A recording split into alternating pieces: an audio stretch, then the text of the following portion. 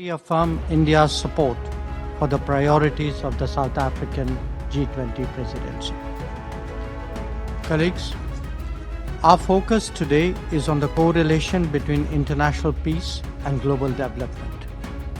In recent times, that is well established, as both deteriorated in parallel.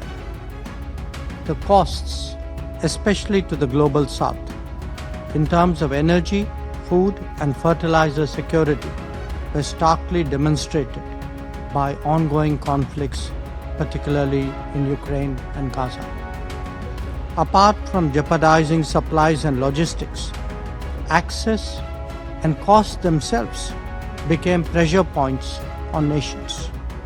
Double standards are clearly in evidence.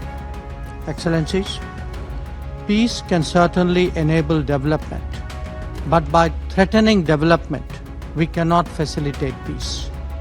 Making energy and other essentials more uncertain in an economically fragile situation helps no one. Therefore, the way out is to move the needle towards dialogue and diplomacy, not in the opposite direction towards further complications. In any conflict situation, there will be a few who have the ability to engage both sides. Such countries can be utilized by the international community both to achieve peace and to maintain it thereafter.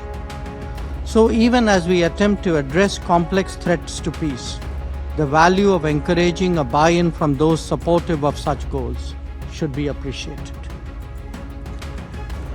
A persistent threat to development is that perennial disruptor of peace, terrorism.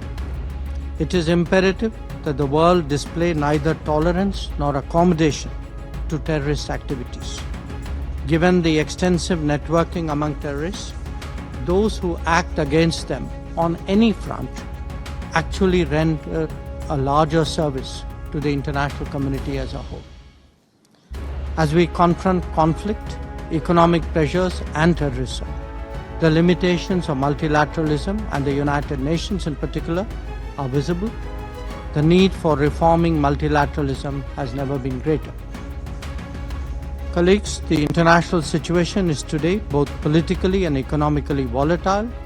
We, as members of G20, have a particular responsibility to strengthen its stability and give it a more positive direction.